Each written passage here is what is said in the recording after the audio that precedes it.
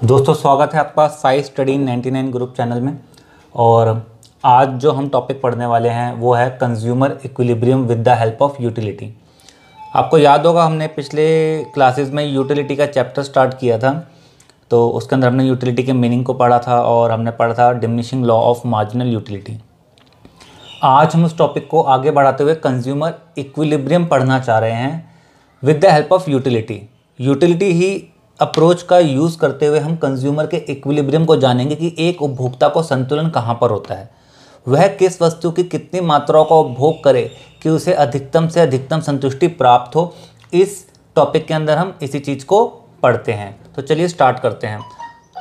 इस टॉपिक को हम दो तरीके से पढ़ सकते हैं, दो अप्रोच हैं यहाँ पे, दो सिचुएशन है। पहला है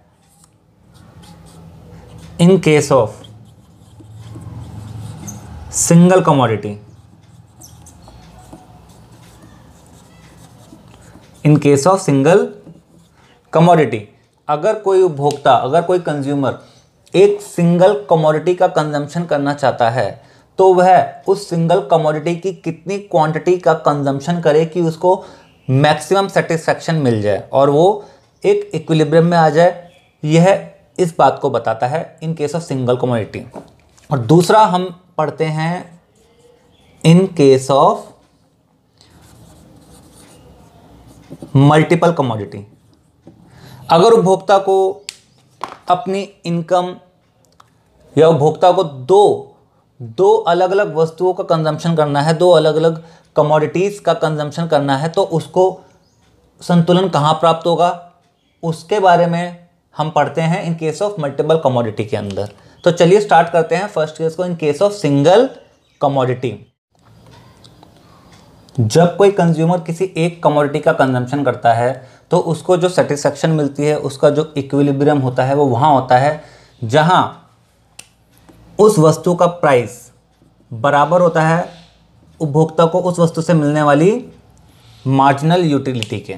मीन्स जब उसको उतनी सेटिस्फैक्शन मिल जाएगी जितना वो स्पेंड कर रहा है तो वह संतुलन में आ जाएगा। देखिए, हर कोई उपभोक्ता चाहता है कि वो जब भी कोई कंजम्पशन करे तो जितना वो अमाउंट पे करता है उस कंजम्पशन के लिए, उसको उसके बराबर संतुष्टि तो मिलनी ही चाहिए, उससे ज़्यादा या उसके बराबर, उससे कम नहीं मिलनी चाहिए। तो एक उपभोक्ता का संतुलन और जो मैक्सिमम सेटिस्फैक्शन है, जो उसका जो इक्विलिब्रियम पॉइंट होता है वो वहाँ आता है जहाँ पे उस वस्तु की कीमत और उस वस्तु से मिलने वाली यूटिलिटी उसको बराबर हो जाती है। चलिए एक एग्जांपल से समझ लेते हैं।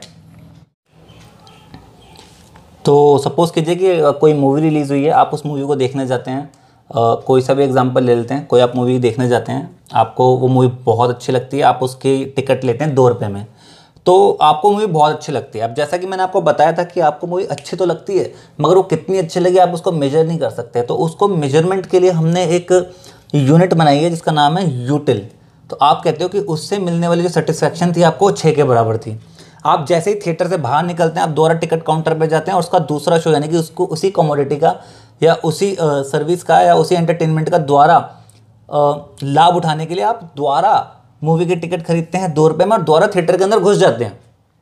अब आपने वो मूवी पहले ही देखी हुई है, आपको पता है, आपको सस्पेंस पता है, लेकिन क्योंकि आपको वो मूवी बहुत अच्छी लगी तो आप उस मूवी को दोबारा देखने चले गए। तो इस बार आपने टिकट लिए 2 रुपये की और इस बार जो आपको सेटिस्फैक्शन मिलेगी वो थोड़ी कम मिलेगी। तो मान के चलते हैं 4 के बराबर आपको सेटिस्फैक्शन मिलती है। 4 के बराबर आपको सेटिस्फैक्शन मिलती है।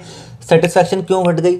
सेटिस्फैक्शन इसलिए घट गई, यूटिलिटी जो थी मार्जिनल यूटिलिटी वो इसलिए घट गई क्योंकि आप उस मूवी को पहले ही देख चुके हो, पहले ही आप उस मूवी का जो मज़ा था वो सारा ले चुके हो, आपको सस्पेंस पता है, आपको एंडिंग पता है। तो अब आपको वो ही चीज़ दोबारा उतनी अच्छी नहीं लगेगी, उससे कम अच्छी लगेगी। लेकिन फिर भी क्योंकि आपके फेवरेट हीरो की मूवी है, आपको बहुत अच्छी लगती है, तो आपको इस बार भी जो है जो संतुष्टि उससे मिलती है वो आपको जितना आपने उसके लिए प्राइस पे किया है, उस कमोडिटी के लिए जितना आपने प्राइस पे किया है उससे ज़्यादा ही मिलती है।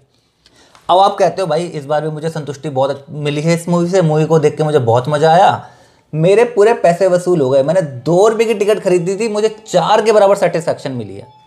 2 रुपये की टिकट खरीदी थी और 4 रुपये के बराबर सेटिस्फैक्शन मिली है, मतलब मेरे पैसे वसूल हो गए।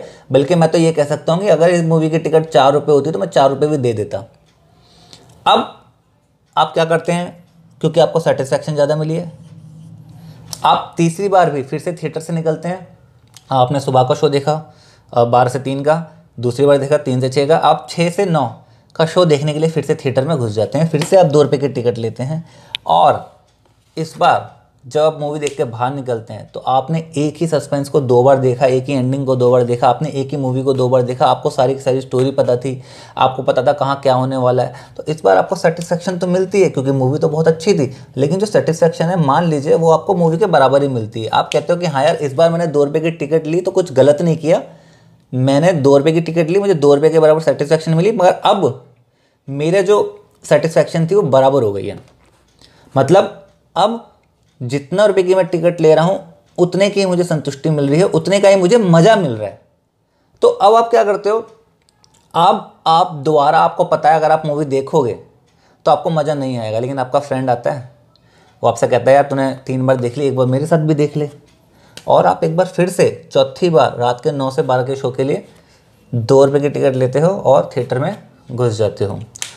एक ही मूवी को आप 3 बार देख चुके हो, लगातार। क्या इस बार आपको कुछ भी सेटिस्फेक्शन मिलेगी? नहीं।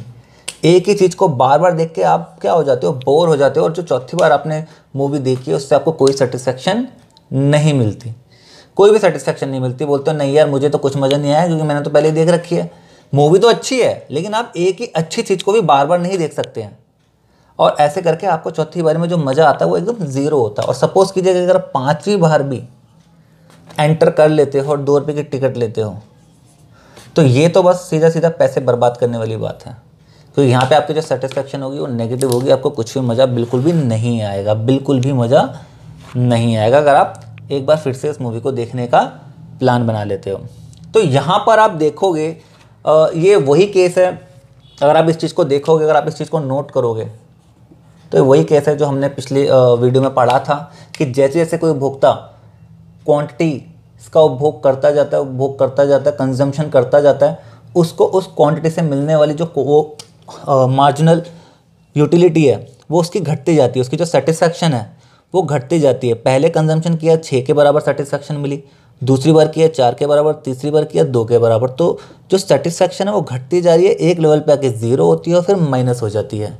तो केस वही है, लेकिन इस केस में एक नए कॉन्सेप्ट को ऐड किया गया है कि जो हम वस्तु का कंजम्पशन कर रहे हैं वो हमें फ्री में नहीं मिल रही है, हम उसके लिए कुछ प्राइस पे कर रहे हैं। जो भी क्वांटिटी का हम कंजम्पशन कर रहे हैं, जिस भी कमोडिटी का हम कंजम्पशन कर रहे हैं वो हमें फ्री में नहीं मिल रही है, उसके लिए हम कुछ प्राइस पे कर रहे हैं। तो हम कब तक प्राइस पे करना चाहेंगे, हम उसके लिए कब तक प्राइस पे करना चाहेंगे? जी हाँ, यहाँ हम खरीदना चाहेंगे। कोई भी क्वांटिटी, कोई भी वस्तु हो सकती है, या मूवी का एग्जांपल भी आप ले सकते हो। यहाँ हम इसको खरीदना चाहेंगे, यहाँ खरीदना चाहेंगे। जी हाँ, यहाँ पे भी हम 2 रुपये की वस्तु खरीद रहे हैं, सेटिस्फेक्शन 4 के बराबर है। जी हाँ, बिल्कुल चाहेंगे। क्या यहाँ खरीदना चाहेंगे? जी हाँ, 2 रुपये की वस्तु हम खरीद रहे हैं और सेटिस्फेक्शन जो उससे मिल रही है वो 2 के बराबर है। पर क्या यहाँ खरीदना चाहेंगे? जी नहीं, यहाँ हम नहीं खरीदना चाहेंगे, क्योंकि हम उसके लिए 2 रुपये तो पे करेंगे मगर उससे मिलने वाली जो सेटिस्फेक्शन है वो क्या होगी? 0 होगी। उससे मिलने वाली सेटिस्फेक्शन 0 होगी, हमें कोई सेटिस्फेक्शन उससे नहीं मिलेगी। तो क्या हमें यहाँ कंजम्पशन करना चाहिए? जी नहीं, बिल्कुल भी कंजम्पशन नहीं करना चाहिए। और उससे अगर आगे आप जाओगे तो ऑब्वियसली बात है, जब पिछली कमोडिटी से ही कोई सेटिस्फेक्शन नहीं मिली तो अगली कमोडिटी से तो सेटिस्फेक्शन ऑब्वियसली नहीं मिलेगी। अगर आपने उसको गैप में कंजम्पशन नहीं किया है, अगर आप उसका कॉन्टीन्यूसली कंजम्पशन कर रहे हैं तो आपको उससे सेटिस्फेक्शन नहीं मिलेगी। तो यहाँ क्या हो जाएगी? आपकी सेटिस्फेक्शन नेगेटिव हो जाएगी। तो यहाँ पे एक उपभोक्ता को कंजम्पशन कहाँ रोक देना चाहिए? उसको यहाँ कंजम्पशन रोक देना चाहिए।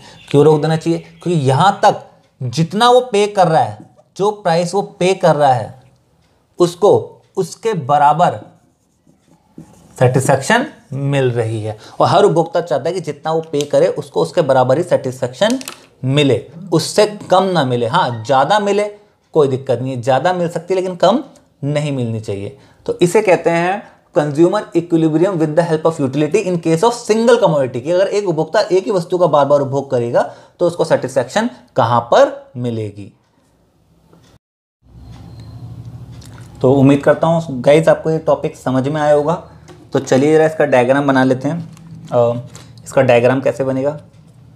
यहाँ है हमारा मार्जिनल यूटिलिटी और प्राइस, और यह है हमारा नीचे क्वांटिटी। 1 2 3 4 5। ठीक है, तो चलिए ज़रा मिलाना स्टार्ट करते हैं। जब हम पहली यूनिट का कंजम्पशन करते हैं, किसी भी कमोडिटी की फर्स्ट यूनिट का कंजम्पशन करते हैं, तो हमें जो मिलने वाली सेटिस्फेक्शन है वो 6 के बराबर होती है। ये रही, जिससे मिलने वाली सेटिस्फेक्शन है वो 6 के बराबर होती है। जब हम दूसरी यूनिट का कंजम्पशन करते हैं तो उससे जो सेटिस्फेक्शन हमें मिलती है वो 4 के बराबर मिलती है। ये आएगा पॉइंट थोड़ा सा ऊपर इस साइड। जब हम थर्ड कमोडिटी का कंजम्पशन करते हैं, थर्ड यूनिट किसी भी कमोडिटी की थर्ड यूनिट का कंजम्पशन करते हैं, तो उससे मिलने वाली जो हमारी यूटिलिटी है वो उससे हमें 2 के बराबर मिलती है, उसकी मार्जिनल यूटिलिटी। फोर्थ पे 0 है, कोई सेटिस्फेक्शन नहीं मिलती। और फिफ्थ पे नीचे आ जाएगा, ये नीचे बना देता हूँ मैं, -2। फिफ्थ पे जो हमारे को सेटिस्फेक्शन मिलती है वो नेगेटिव सेटिस्फेक्शन है, -2। इन सभी पॉइंट्स को जोड़ने पर हमें MU प्राप्त होता है। ये हमारा marginal utility curve.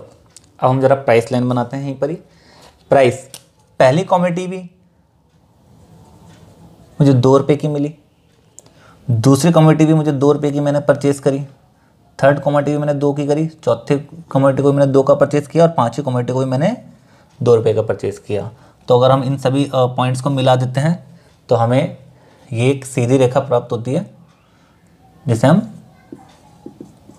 Price line कह सकते हैं। ये हमारा प्राइस है। तो आप देख रहे हैं ये दोनों जो कर्व हैं, जो दोनों लाइन्स हैं, वो एक दूसरे को कहाँ इंटरसेक्ट कर रही हैं, यहाँ पर इस बिंदु पे। तो ये हमारा हो जाता है इक्विलिब्रियम पॉइंट, जहाँ एक उपभोक्ता को अपनी दी हुई आय से या उस वस्तु की कीमत से मैक्सिमम सेटिस्फेक्शन मिल जाती है, जहाँ वो उस लेवल पे आ जाता है जिससे नीचे वो नहीं जाना चाहता और जिससे ऊपर वो नहीं रुकना चाहता। अगर उपभोक्ता 2 ही यूनिट का कंजम्पशन करता है, अगर उपभोक्ता 2 यूनिट का कंजम्पशन करता है तो वो आने वाली सेटिस्फेक्शन को खो देगा, जो उसको आगे सेटिस्फेक्शन मिल सकती है उसको खो देगा। और अगर वो उपभोक्ता 4 यूनिट्स का कंजम्पशन करता है तो उसकी जो मिलने वाली सेटिस्फेक्शन है वो नेगेटिव हो जाएगी। तो एक उपभोक्ता ना तो इससे पहले रुक सकता है और ना ही इसके बाद। उसको जो कंजम्पशन करना चाहिए वो इस लेवल पे करना चाहिए, थर्ड पे, जहाँ उसको बराबर सेटिस्फेक्शन मिल जाएगी और उसके द्वारा इच्छा नहीं रहेगी कि उस वस्तु का उपभोग करे। और ना ही अगर उससे पहले रुकता है तो उसकी इच्छा ये भी नहीं रहेगी कि काश एक और वस्तु का उपभोग कर लेता। तो पहले रुकना मतलब एक और वस्तु की उपभोग का इच्छा, एक और वस्तु के उपभोग की इच्छा का रह जाना, और आगे कंजम्पशन करना एक एक्स्ट्रा वस्तु का कंजम्पशन कर लेना जिससे कोई सेटिस्फेक्शन नहीं मिलती। तो ये हो गया आपका इक्विलिब्रियम लेवल। उम्मीद करता हूँ दोस्तों आपको जो टॉपिक है आज का वो समझ में आया होगा।